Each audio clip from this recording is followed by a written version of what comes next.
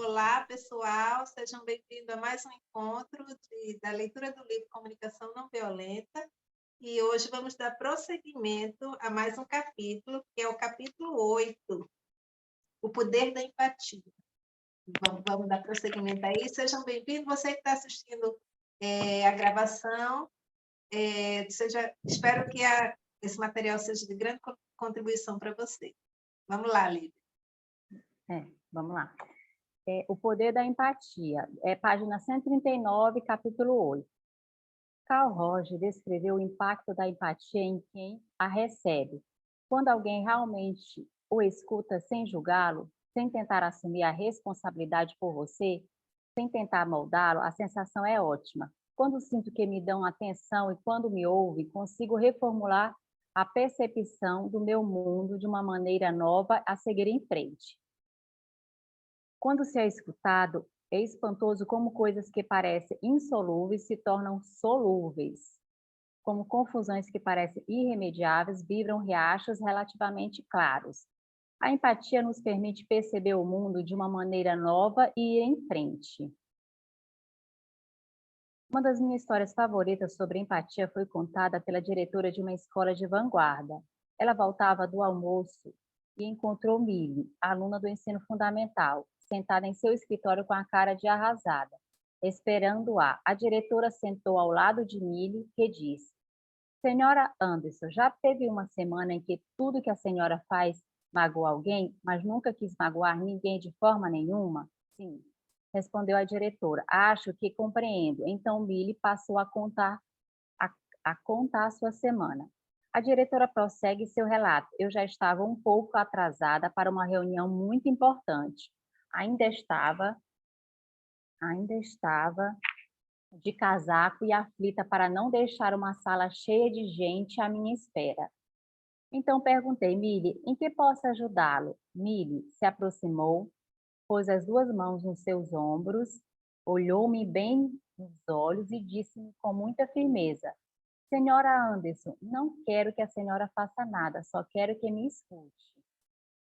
Ele foi um dos momentos de aprendizado mais significativos da minha vida, e ensinado por uma criança, e por isso pensei, não importa a sala cheia de adultos esperando por mim. Millie e eu passamos para um banco que nos dava mais privacidade e nos sentamos com o meu braço ao redor de seus ombros, sua cabeça em meu peito e seu braço em volta de minha cintura. E falou até estar satisfeita. E sabe de uma coisa? Não demorou tanto tempo assim. Um dos aspectos mais gratificantes do meu trabalho é ouvir como as pessoas usaram a CNV para fortalecer sua capacidade de se ligar aos outros com empatia. Minha amiga Laurence, que mora na Suíça, contou que ficou muito aborrecida porque seu filho de 6 anos saiu correndo enraivecido enquanto ela ainda falava com ele. Isabelle, sua filha de 10 anos, que acompanhara numa oficina recente de CNV, observou: Você está brava mesmo com... você está brava mesmo, mamãe? Você queria que ele conversasse quando está com raiva e não que fosse embora correndo? Laurence ficou maravilhada porque, ao ouvir as palavras de Isabelle, sentiu uma diminuição imediata de tensão e depois, quando o filho voltou, conseguiu ser mais compreensiva com ele. Um professor de faculdade contou que o relacionamento entre alunos e professores mudou quando vários membros do corpo docente aprenderam a ouvir com empatia e se expressar de forma mais vulnerável e sincera. Os estudantes se abriram cada vez mais e nos contaram a respeito de vários problemas pessoais que interferiam em seus estudos. Quanto mais falavam sobre isso, mais trabalho eles conseguiam terminar, embora escutá-los dessa forma nos tornasse um bocado de tempo. Nos tomasse. Ficamos contentes em gastá-lo dessa maneira. Infelizmente, o diretor se aborreceu, disse que não éramos terapeutas e deveríamos passar mais tempo ensinando a menos e menos conversando com os alunos. Perguntei ao professor como os docentes já haviam lidado com isso, e ele respondeu: compreendemos a preocupação do diretor. Percebemos que ele ficou aborrecido e queria ter certeza de que não nos envolvêssemos em coisas que não poderíamos resolver. Também percebemos que ele precisava de uma garantia de que o tempo gasto nas conversas não estava tirando tempo de nossas responsabilidades com o ensino. Ele pareceu aliviado com o modo como o escutamos. Continuamos a conversar com os estudantes porque pudemos ver que, quanto mais os escutávamos, melhor eles iam nos estudos. Quando se trabalha numa instituição com hierarquia, tende-se a ouvir ordens e críticas dos que estão acima de nós. Embora seja fácil ter empatia pelos colegas e por aqueles com menos poder, podemos surpreender-nos na defensiva ou nos justificando em vez de termos empatia pelo que identificamos como nossos superiores. Foi por isso que fiquei particularmente satisfeita ao saber que aqueles professores tinham se lembrado de estabelecer um vínculo de empatia tanto com o diretor quanto com os alunos. É mais difícil sentir empatia por quem parece ter mais poder, status ou recursos. Eu vou fazer uma pausa aqui para o comentários. O que eu percebi aqui na leitura do livro, né? Por exemplo, a questão da hierarquia, né? Quem ocupa uma posição de hierarquia maior, as pessoas ouvem, né? Sem fazer nenhuma objeção. Não, tipo assim, mas não quer dizer que elas estejam concordando, porque a crítica, né? Ela está lá no mentalmente, está criticando mentalmente, ou seja, não resolve. Então a gente percebe isso nas relações também familiares, né? De casal, né? Onde um tem mais não é nem a autoridade é uma coisa, tem a diferença entre autoridade e autoritarismo, né? Que são coisas diferentes. E a gente vê também na relação dos pais com os filhos também. A autoridade e autoritarismo são coisas diferentes, né? Porque a gente tem que aprender a se portar de maneira que tenhamos a autoridade. Tipo assim, eu sou soberana, eu sou autoridade, eu sou governo e eu sou identidade sobre os filhos, né? A mãe, no caso, autoridade, governo e identidade, né? Que é diferente de autoritarismo. Mas a gente sabe que a gente vem o cultural não é assim, né? Isso vem lá de gerações anteriores e é repassado e perpetuado. Então, cabe a gente, que a gente está estudando sobre isso, né, fazer diferente, né? E isso vai refletir nas gerações futuras nossas. Pode falar, Sandra e Luzanira. Vou silenciar aqui. Obrigada. Esse ponto é bem interessante, né? Porque a gente puxa, quando a gente está falando de autoridade... Sandra, teu som está baixo, tu pode aumentar, por favor? Está baixinho? Então, espera aí. E agora? Melhorou? Pronto. Então, quando a gente está falando, esse capítulo é muito interessante, né? Porque ele vem tratar do poder da empatia. E aí eu sempre digo, a gente fala muito empatia. Vamos ser empáticos, e a palavra começou a surgir, todo mundo falando empatia, mas ele traz exatamente o que é empatia, né? Então, já parte do ponto que eu não posso julgar. E agora, eu estava pensando sobre essa questão do julgamento, né? Ao mesmo tempo que, quando a gente traz autoridade e autoritarismo, como foi colocado pela Lívia, que faz todo sentido, né? E muitos conflitos, eles partem exatamente, né, dessa pirâmide, né, de hierarquia que foi definido, onde pessoas que estão no topo da pirâmide são as pessoas que têm poder, né? E as que estão embaixo são as que como se fossem os plebeus, né? E lá em cima está o rei. Já começa daqueles tempos antigos, né? Do rei, que era quem comandava, e quem está embaixo é quem obedece, né? Até quando a gente vê o jogo do xadrez, a gente também vai ver as peças, o rei, a rainha, o bispo, né? São peças menor, são poucas peças em relação à quantitativa dos peões que estão no tabuleiro. E, quer dizer, então isso é uma prática, né, constante de muitos anos. E quando não se, vamos dizer, que esses peões não cumpriam, né, o que um rei que está no poder acima, ou aquela pessoa que está no poder acima, exigia, e ela entendia que para ter o poder ela teria que ser voz de comando, né? Porque senão, e foi como se fosse assim, se você não tiver voz de comando, você não consegue comandar a, a população, aquele povo todo. Então, isso virou uma coisa assim, de uma constância seguida, mesmo acabando a monarquia, em regimes, inclusive, vamos dizer, mais abertos, também existe a hierarquia, né? Vai ter um presidente, vem toda uma camada para chegar onde está a maioria, né?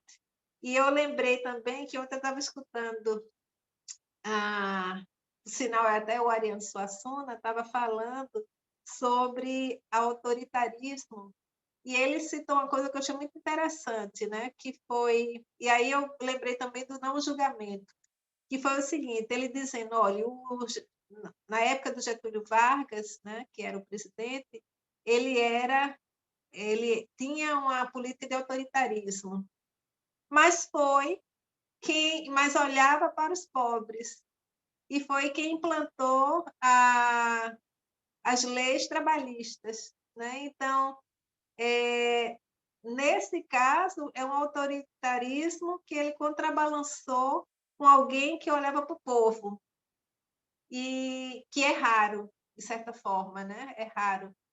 Então, aí ele até diz, a gente não pode... tinha coisas que ele era muito rígido, mas na hora que ele realmente olhava para o povo, ele tinha uma sensibilidade, né? E aí eu puxo a questão da empatia, que na empatia eu não tenho como fazer julgamento, que é uma coisa que a gente julga tudo, né? Então, até quando eu digo, não, o Getúlio Vargas era autoritário, tarará, fazia parte do grupo de autoritarismo, se eu não olhar o todo, eu vou dizer que ele era, né? Estava naquele ponto, e daquele ponto ele era só aquilo. Mas aqui alguém olhou e disse, não, ele fez uma coisa que mudou a vida de todo mundo até hoje, né? Então, ele olhou para o trabalhador, ele criou leis que beneficiavam o trabalhador, e foi um autoritário, né? Uma pessoa do autoritarismo. Então, assim, e aí, voltando, e aí onde a gente vê muito isso, onde os conflitos têm sido constantes, são nas escolas. Porque tem uma coisinha que se diz assim, quando, vamos dizer, é o professor e, de repente, ele é convidado a ser o diretor da escola. E aí sempre se diz assim, que a pessoa pega, bota a carapuça na cabeça e se transforma naquele... a pessoa muda até com os colegas, né? Então, isso talvez quem trabalha em educação já tenha visto algumas cenas dessas. Que aquele que era o colega que estava entre eles, na hora que ele sobe o patamar, ele nem te reconhece mais como o mesmo, porque ele vai estar sempre, outro. Para entrar na sala dele, você não entra mais direto, você tem que fazer uma agenda. Então, assim, isso, quando esse poder sobre a mente, né, essa pessoa que se vê na carapuça do poderoso, e ele incorpora isso, ele se distancia do que seria uma empatia, né, de certa forma, porque ele precisa ser muito lúcido e ter um poder de consciência muito grande de que ali é só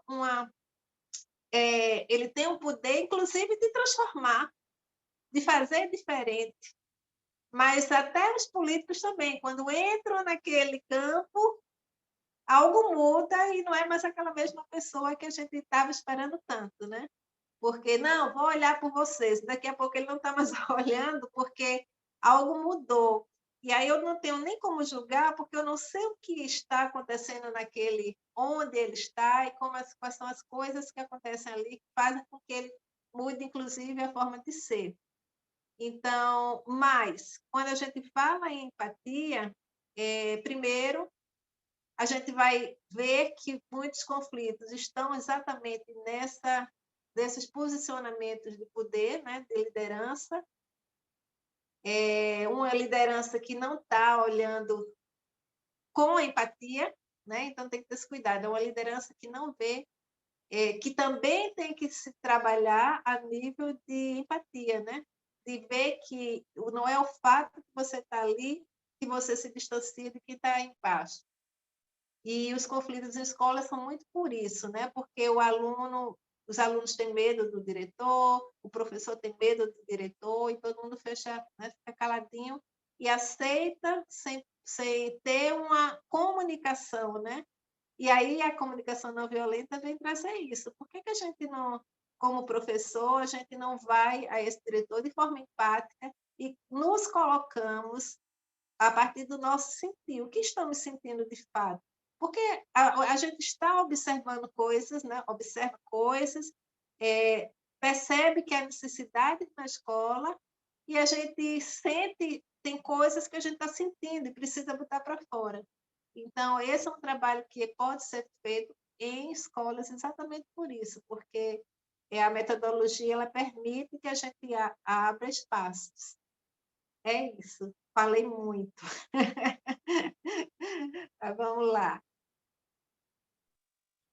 Vou voltar aqui, muito bom, Sandra. Vou voltar aqui para a leitura, tá? Empatia e a capacidade de ser vulnerável. Você precisa reverter os próprios pensamentos e necessidades mais profundos. Às vezes pode se achar desafiador expressar-se na CNV. Entretanto, essa comunicação fica mais fácil depois de mostrarmos empatia pelos outros, porque então teremos tocado sua natureza humana e percebido as qualidades que compartilhamos. Quanto mais nos ligamos aos sentimentos e às necessidades ocultas nas palavras das outras pessoas, torna-se menos assustador nos abrirmos para elas. Somos mais relutantes em manifestar vulnerabilidade nas situações em que desejamos manter uma imagem de durões, por medo de perdermos a autoridade ou o controle. Certa vez mostrei minha vulnerabilidade a alguns membros de uma gangue de rua de Cleveland, Ohio, Estados Unidos, quando reconheci a mágoa que estava sentindo em meu desejo de ser tratado com mais respeito. Ei, vejam, observou um deles. Ele está magoado? Coitadinho. Então todos os colegas riram em coro. Aí outra vez eu poderia interpretá-los como se estivesse se aproveitando de minha vulnerabilidade. Opção 2, culpar os outros, ou mostrar empatia pelos sentimentos e necessidades deles por trás de seu comportamento. Opção 4, captar os sentimentos e as necessidades dos outros. Se, no entanto, nessa imagem de que estou sendo humilhado, se aproveitam de mim, posso me sentir ferido, irritado ou amedrontado demais para ter condições de mostrar empatia. No momento desse, eu precisava sair dali para oferecer alguma empatia a mim mesmo ou obter-a de uma pessoa confiável. Depois de descobrir as necessidades que haviam sido despertadas em mim de modo tão intenso e tendo sido acolhido com empatia, eu estaria então pronto para retornar e mostrar minha empatia pelo outro lado. Em situações de sofrimento, recomendo primeiro obter a empatia necessária para ir além dos pensamentos que nos ocupam a cabeça, de modo que nossas necessidades mais profundas sejam reconhecidas. Quando escutei atentamente a observação do membro da gangue, vejam, ele está magoado, coitadinho, e as risadas a seguir, senti que eles, os amigos, estavam contrariados e não queriam ser submetidos a manipulações de culpa. Podiam estar reagindo a pessoas que usaram frases como "isso me magoou", para demonstrar desaprovação, já que não confirmei essa possibilidade com eles em voz alta. Eu já não tinha como saber se meu palpite estava de fato correto. Entretanto, bastou-me concentrar a atenção para que eu não levasse aquilo como ofensa ou ficasse com raiva. Em vez de julgá-lo por me ridicularizar ou me tratar desrespeitosamente, concentrei-me em escutar o sofrimento e as necessidades por trás daquele comportamento. E disparou um deles. O que você está dizendo para nós é um monte de bobagem. Suponha que aqui estivessem membros de outra gangue e eles estivessem armados e você não. Você disse para simplesmente ficarmos parados e conversarmos com eles. Bobagem. Então, todos começamos a rir de novo. Mais uma vez, eu dirigi minha atenção aos sentimentos e às necessidades deles. Então, parece que vocês estão realmente cheios de aprender coisas que não têm nenhuma relevância nessas situações. E se você morasse neste bairro, saberia que isso é um monte de bobagens.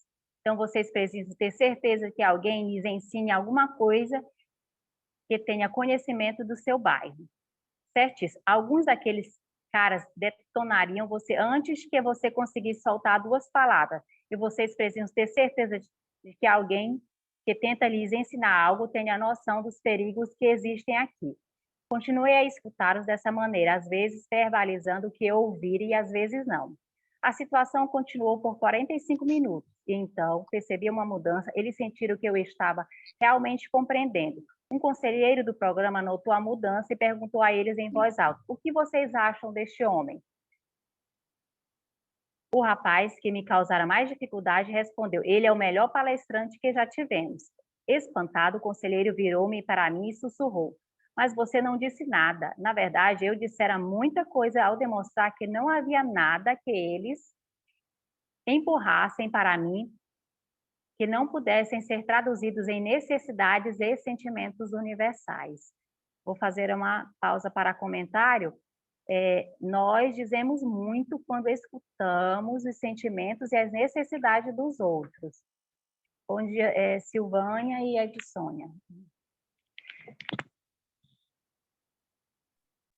Carla também está chegando. Seja bem-vinda, Carla. Bom dia, Carla. Oi, bom dia.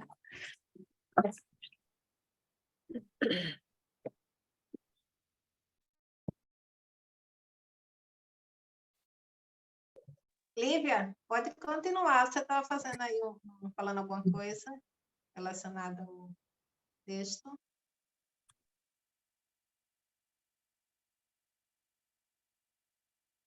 Ou eu acho que Lívia, não sei se ela precisou sair. Bom, eu vou contextualizando enquanto ela chega. Nesse conteúdo agora, me veio muito daquela palavra o bullying, né?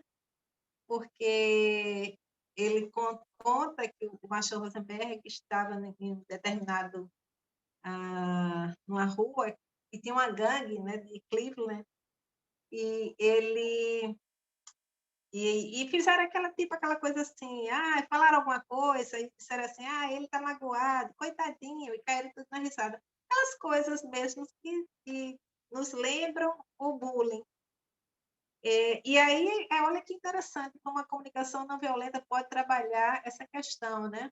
Porque a primeira coisa que a gente tem que fazer, na verdade, a pessoa tem 2 questões no bullying.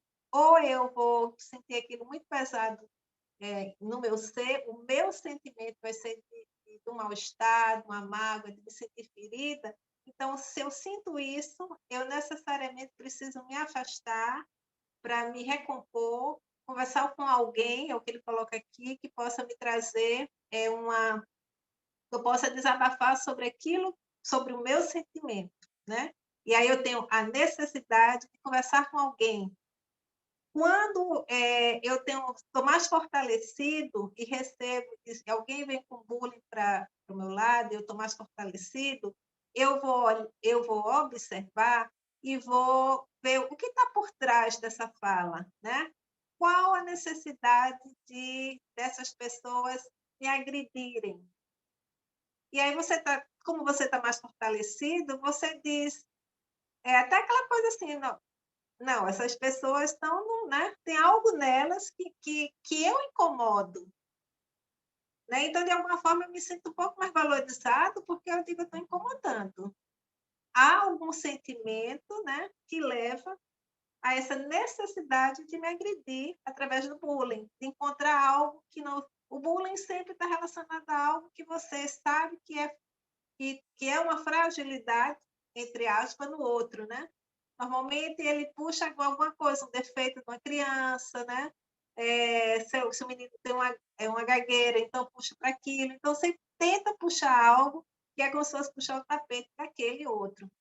Mas aí é quando eu digo, existem o Marshall coloca aqui 2 formas de quem está nesse contexto caminhar. Ou ela se sentiu agredida, ela recua e conversa com alguém sobre o porquê aquilo incomodou ela. E chega para outra pessoa e diz, eu estou com necessidade de conversar porque me senti incomodada quando falaram determinada coisa de mim, né? Então, é uma forma de... E aí você se alivia daquilo, porque você precisa estar com alguém que tem empatia por você. Ou então, você já está fortalecido, você vai olhar com empatia para o outro e dizer para o outro, e simplesmente dizer. E se você estiver fortalecido, você diz qual a necessidade, qual é a graça, né? E qual a necessidade de tornar algo que eu tenho risível, sei lá, né? Então é uma forma que é o que ele faz aqui, né? Como ele já tem a prática da metodologia da comunicação não violenta, ele entra os dois caminhos. Muitas vezes ele não está fortalecido, ele recua. Mas quando ele está fortalecido, ele entra no diálogo, numa comunicação que leve a entender quais são as necessidades e sentimentos embutidos naquele que está te agredindo. Então, e por quê? Porque quando ele fala em necessidade e sentimento, necessidades e sentimentos são o que a gente chama de... são sentimentos e necessidades são universais. Todos nós temos, como humanos, os mesmos sentimentos e as mesmas necessidades, em graus diferentes, dependendo de onde a gente está, né? Do ponto que a gente está, os graus das necessidades são diferentes. Mas, ou seja, aquele que está me agredindo, ele é um outro eu, é um espelho meu, né? Então, eu tenho que ter empatia também por ele. Mas, se eu não estou no estado que eu tenha condições de ter empatia, eu também preciso que alguém tenha empatia por mim. Então, eu vou em busca de alguém que possa também me acolher. É isso que eu entendi aqui, né? E é o que ele chama também do estado de também se perceber em vulnerabilidade. Essa semana eu num post de uma determinada pessoa que eu sigo, e gosto muito das falas deles e tudo mais, acompanho. Aí, de repente, eu vi ele fazendo um anúncio de uma forma assim tão comum e não combinava com ele, né? E aí eu digo, como eu escrevo aqui no diálogo, assim, o que eu queria, o que eu quero dizer a ele? Aí eu coloquei assim, o quanto eu gostava dele, mas naquele momento eu senti necessidade de dizer que eu estava me sentindo, não estava confortável com aquela fala dele. Então, veja, eu coloquei uma forma que não era de agressão, né?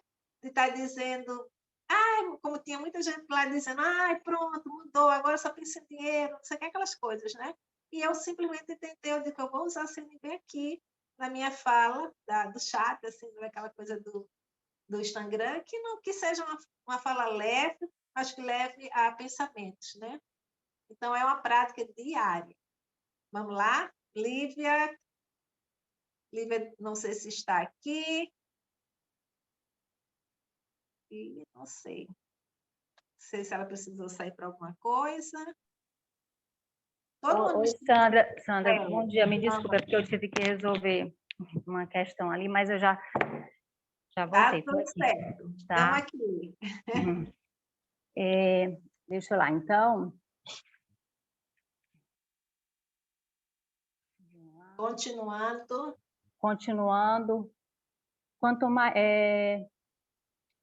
Quanto maior a empatia por outra pessoa, mais seguros nos sentimos. Certa vez mostrei minha vulnerabilidade a alguns membros de uma grande gangue de rua de Cleveland, Ohio, nos Estados Unidos. Quando reconheci a mágoa que estava... Lívia, a gente já leu essa parte. Ai, gente, espera aí, desculpa. Foi na 142. empatia... tá. Na 144 foi, Sandra? Eu acho que isso. A gente vai começar a empatia para neutralizar o perigo. Então tá bom, desculpa. Agora eu voltei. Foi porque foi a minha fala. Como eu falei. Tá. Aí eu digo, vamos lá. Empatia para neutralizar o perigo. A capacidade de mostrar empatia pelas pessoas em situações tensas pode afastar o risco potencial de violência. Uma professora no decadente centro urbano de St. Louis, Missouri, Estados Unidos, relatou um incidente de quando ela ficou deliberadamente depois da aula para ajudar um aluno. Embora os outros professores a tivessem alertado para ir embora do prédio, no final das aulas, por segurança, um estranho entrou em sua sala onde aconteceu o seguinte diálogo. Rapaz, tire a roupa. Professora, notando que ela tremia, estou percebendo que isso é muito assustador para você. Rapaz, você me ouviu? Porra, tire a roupa. Professora, sinto que você está bem irritado nesse momento e quer que eu faça o que você me diz. Rapaz, isso mesmo, você vai se machucar se não fizer. Professora, gostaria que você me dissesse se há alguma outra maneira de atender às suas necessidades que não me machuque. Eu, eu mandei tirar a roupa, o rapaz falou. Professora, eu já percebi que você quer muito isso. Ao mesmo tempo, quero que você saiba que estou me sentindo péssima e assustada e ficaria grata se você fosse embora sem me machucar. Rapaz, me dê sua bolsa. A professora deu a bolsa ao estranho, aliviada por não ser estuprada. Mais tarde, ela descreveu como, a cada vez que mostrava empatia pelo rapaz, conseguia senti-lo menos determinado a tentar o estupro. Um policial metropolitano que participava certa vez de um curso de acompanhamento em CNV fez o relato a seguir. Estou muito feliz que da última vez que você nos fez praticar a empatia com pessoas irritadas, alguns dias depois daquela aula, fui prender um indivíduo num conjunto habitacional.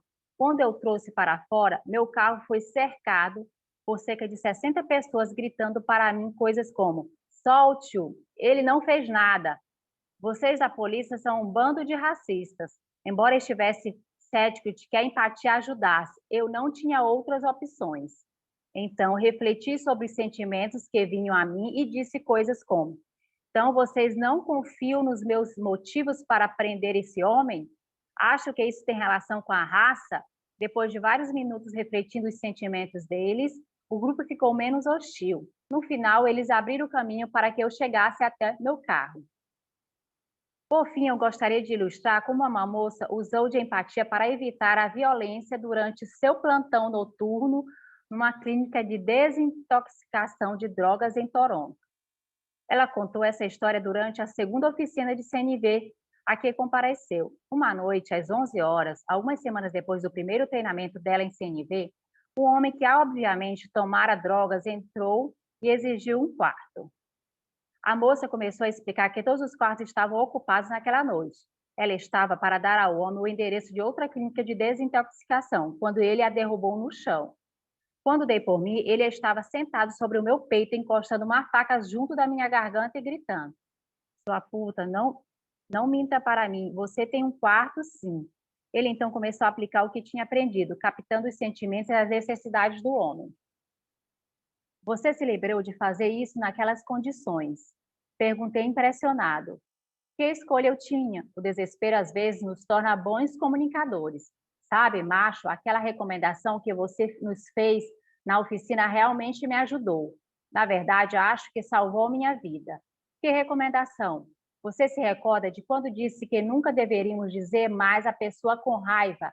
Eu estava pronta para começar a discutir com ele e dizer: mas eu não tenho quarto. Aí me lembrei de uma recomendação. Eu realmente gravei porque na semana anterior eu tinha discutido com minha mãe e ela me disse: cada vez que você responde mas a tudo que eu digo, tenho vontade de matar você. Imagine se minha própria mãe ficava com raiva a ponto de querer me matar por dizer aquela palavra, o que aquele homem teria feito? Se eu tivesse dito a ele: mas eu não tenho quarto, quando ele gritava comigo, não tenho dúvida que ele teria cortado o meu pescoço. Então, em vez disso, respirei fundo e disse: parece que você está realmente com raiva e quer um quarto. Ele respondeu gritando: posso ser viciado, mas, por Deus, mereço respeito. Estou cansado de ninguém me respeitar. Meus pais não me respeitavam. Vou conseguir respeito. Concentrei-me nos pensamentos e nas necessidades dele e disse: você está cansado de não obter o respeito que deseja? Quanto tempo mais durou essa conversa? Perguntei. Ah, mais uns 35 minutos, ela respondeu. Deve ter sido apavorante. Não, não depois dos primeiros diários, porque aí ficou evidente outra coisa que aprendemos aqui. Quando me concentrei em escutar os sentimentos e as necessidades dele, parei de vê-lo como um monstro. Exatamente como você disse. Pude confirmar que as pessoas que parecem ser monstros são apenas seres humanos cuja linguagem e comportamento às vezes nos impedem de perceber sua humanidade. Quanto mais eu conseguia concentrar a atenção nos sentimentos e nas necessidades deles, mais eu o via como uma pessoa desesperada cujas necessidades não eram atendidas. Tornei-me confiante de que, mantendo a atenção nisso, eu não seria ferida. Depois que ele sentia a empatia de que precisava, saiu de cima de mim, pôs de lado a faca e eu ajudei a encontrar um quarto em uma clínica. Quando mostra empatia em vez de dizer mas a uma pessoa com raiva. Quando atentamos para os sentimentos e as necessidades dos outros, não os vemos mais como monstros. Maravilhado por ela ter aprendido a responder com empatia em situação tão crítica, perguntei curioso: o que você está fazendo aqui de novo? Parece que você já dominou a CNV e deveria ensinar aos outros o que aprendeu. É que agora preciso que você me ajude numa coisa difícil, disse ela. Eu estou quase com medo de perguntar o que poderia ser mais difícil do que aquilo. Preciso que você me ajude com minha mãe. Apesar de toda a nossa nova percepção que tive com aquele fenômeno do mas, sabe o que aconteceu? No jantar da noite seguinte, quando contei à minha mãe o que tinha acontecido com aquele homem, ela disse: você vai levar seu pai e eu termos o infarto de ficar nesse emprego. Sem mais nem menos, você precisa encontrar o trabalho. Então, adivinha o que eu respondi? Mas, mãe, é minha vida. Pode ser difícil ter empatia por quem está mais próximo de nós. Eu não teria conseguido pedir um exemplo mais forte de quanto pode ser difícil responder com empatia aos membros da própria família. Empatia ao ouvir um não. Por causa da tendência humana para entender como rejeição, um não ou não quero de alguém, é importante conseguir mostrar empatia por essas mensagens. Se as tomarmos como afronta, talvez nos sintamos magoados sem entender o que realmente está ocorrendo com o interlocutor.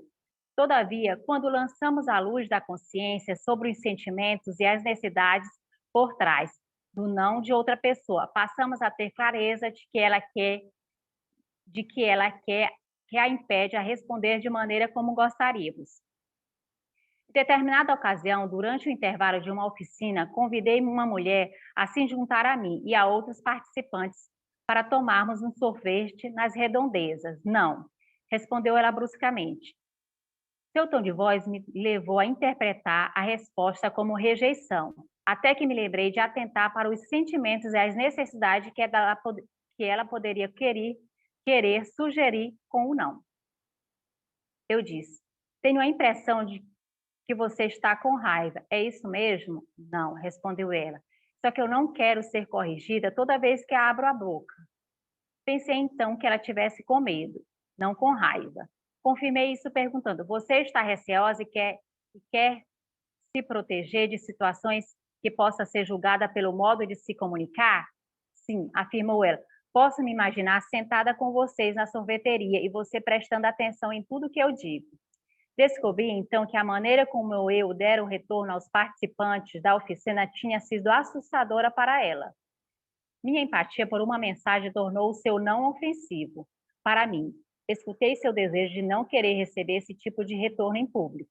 Garanti-lhe que não avaliaria a sua comunicação em público e depois discuti com ela maneiras de dar meu retorno a fim de deixá-la segura. E sim, ela acompanhou o grupo para tomar o sorvete. Empatia para reanimar uma conversa chata.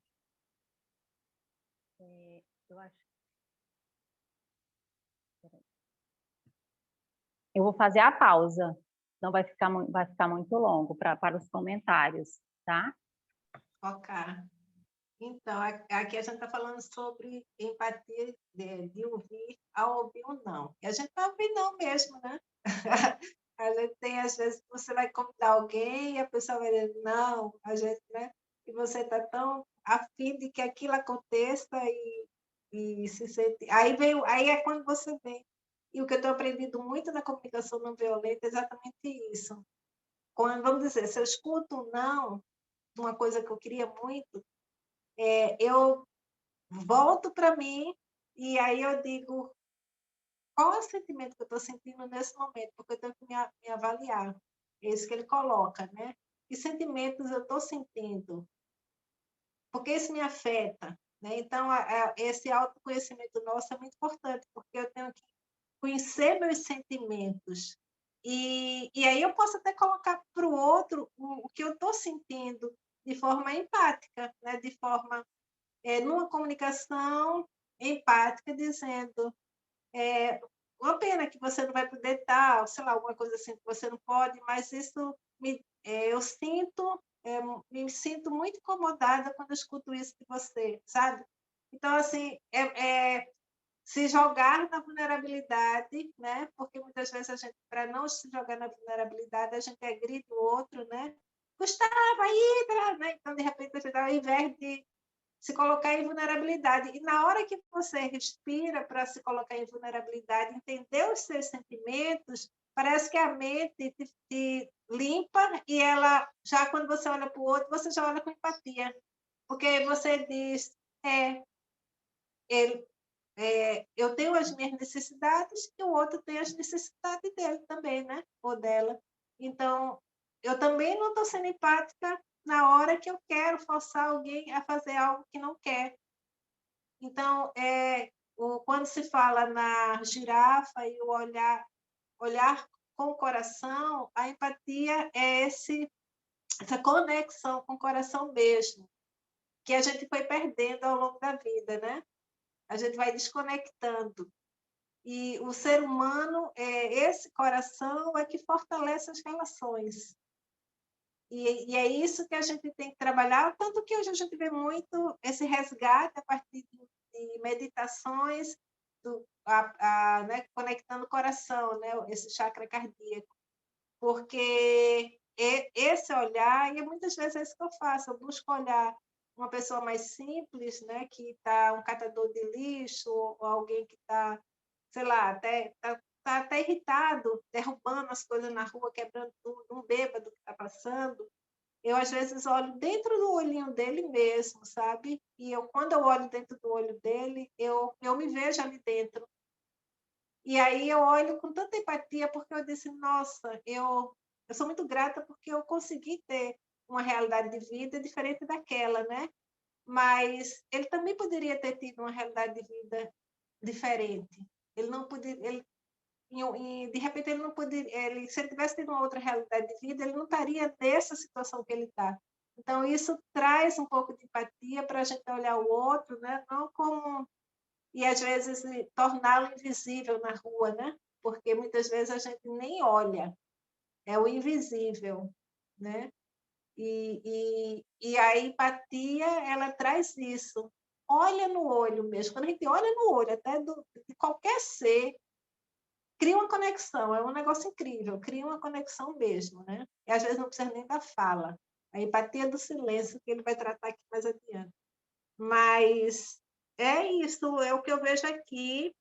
Você vê, e ele está trazendo agora situações de práticas extremamente difíceis. Uma pessoa que de repente, ela está no canto, chega um cara armado, uma faca, e quer estrupar aquela pessoa ali naquele momento.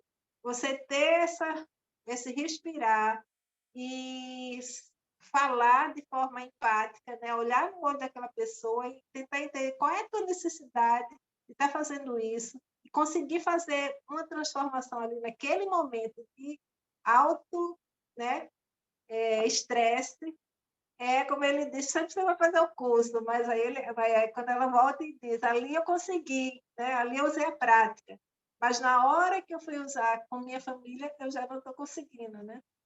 Porque a relação está mais estreita. E ali eu estava, não, ali ela disse, é tudo ou nada, ou eu uso a prática e funciona, ou vai rolar alguma coisa aqui que eu não quero, né? E se rolar, mas eu tentei usar a prática.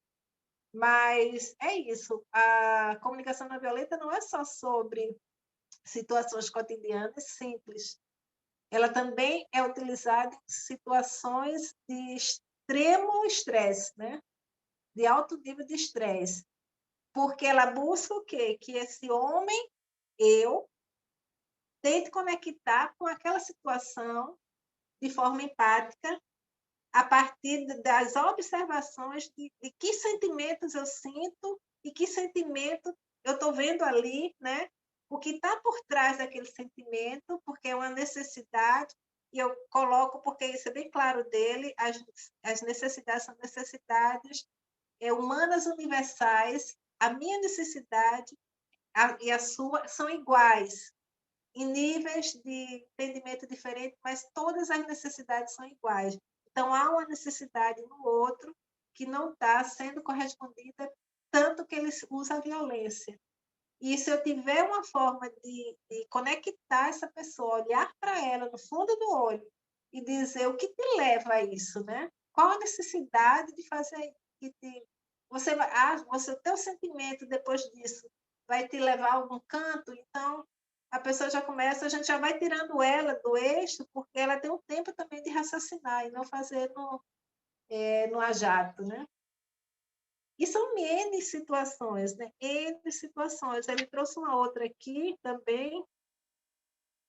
Ele traz 2 exemplos aqui, né? E uma coisa só para lembrar que depois a gente pode tentar retomar e buscar lá de novo. Eu lembro que ele falou algumas palavrinhas que são palavrinhas-chave para o povo se sentir agredido, né? E uma delas era essa mais. Eu acho que tem mais umas 3 ou 4. Depois eu faço a pesquisa novamente, porque isso são palavras-chave que a gente tem que ter o cuidado de não usá-las. É isso. Lívia, Silvana quer fazer algum comentário? Ok, Lu. Então, Lívia. Qual o horário que a gente está, Lívia? São 9h53, mas é isso bem, foi bem, achei muito interessante, porque foi bem impactante, né? Ela se passa no extremo do estresse, né? Era a vida dela que estava em risco, e a gente sabe que o medo é uma frequência vibratória muito baixa, só que ela do medo, ela transformou numa coisa positiva quando ela aplicou as regras da comunicação não violenta. Aí eu lembrei daquele estudo da Cris falando da raiva, né? Que a raiva tanto pode ser usada para o sentido negativo quanto para o sentido positivo. Aí o que eu faço com a minha raiva? Eu dou energia para a minha raiva e transformo a minha raiva em... Vou estudar, entendeu?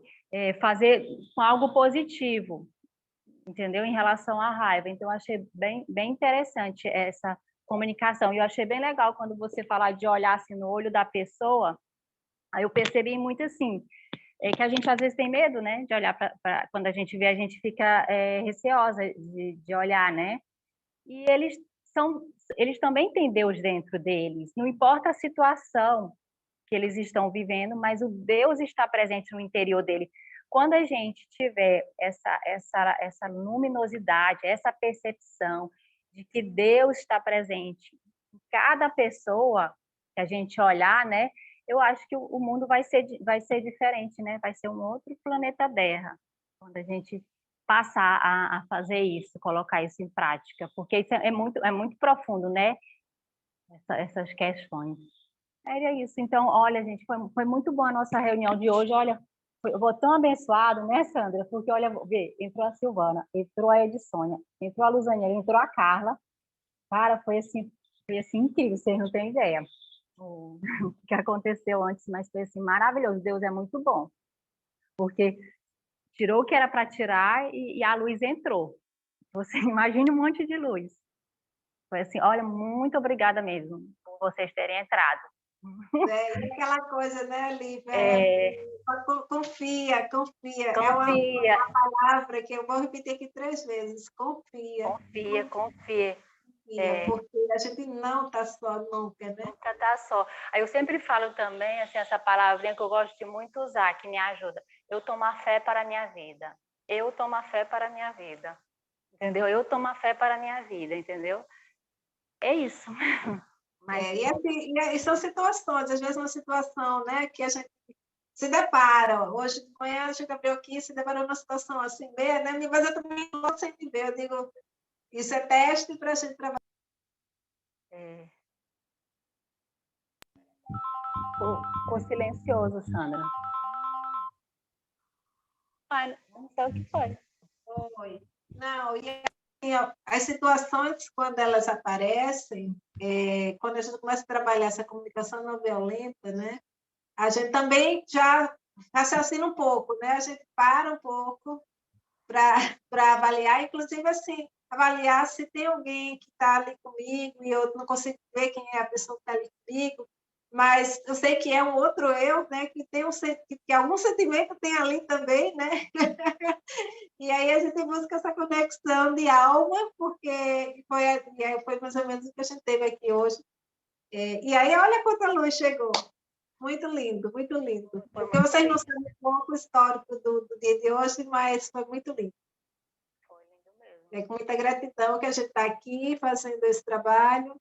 É um pingo no oceano, né? Mas cada um de vocês também são esses pingos que vai incorporando nesse grande oceano e a gente sempre está fazendo diferença na vida das pessoas, né? Cada um que começa a escutar isso aqui vai também transbordando um pouco disso para mais pessoas e vai fortalecendo aí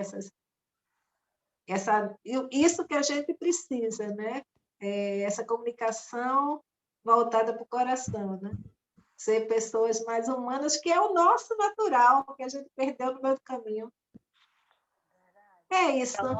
É tão engraçado, né, que a gente já é assim, só que a gente esquece que a gente é assim, né? Aparentemente é a dureza da vida, né? Mas é um aparente porque é uma desconexão mesmo, né? São coisas que vão levando a gente a se desconectar. E aí hoje a gente está seguindo está vindo muito essa energia da gente voltar a essa reconexão, né? Por diversos caminhos, através da meditação, é muita gente trabalhando com energia, é muita gente né, voltada para ver coisas diferentes, para sair do campo de uma TV, sair do campo de estar vendo coisa violenta. Então, a gente está, quando se fala numa regeneração da Terra, é exatamente isso, é do ser mais humano. Então, eu estou vendo, eu sei que a gente está tendo esse... Alguns vão se perder no caminho, porque estão tão endurecidos que eles não conseguem, né? Mas tem então acho que hoje está meio a meio, então tem uma capacidade de mudança planetária muito grande mesmo. Então, e é isso, é o foco na luz. E aí a gente segue buscando a mensagem do Cristo, né? Não tem como, é a mensagem do Cristo. E aí o Cristo, desde o início, né, o que está ali na Bíblia é amar os outros como a si mesmo, todos os ensinamentos que estão ali, eles traduzem o que a comunicação não violenta está querendo dizer e o que a gente tem que viver na prática. E a gente vai se desconectando, mas estamos aí para reconectar, sempre há tempo dessa reconexão. Então, gratidão, gente, gratidão, Carla, Edsônia, gratidão por estar aqui, Lívia, Silvana, Lúcia Lira, e os que estão invisíveis aqui também, os que estão vendo depois, gratidão. Verdade. Gente, muito obrigada. Deus abençoe o dia de vocês, muita luz, muito amor. Até o próximo encontro. Até o próximo. Tchau. Beijo.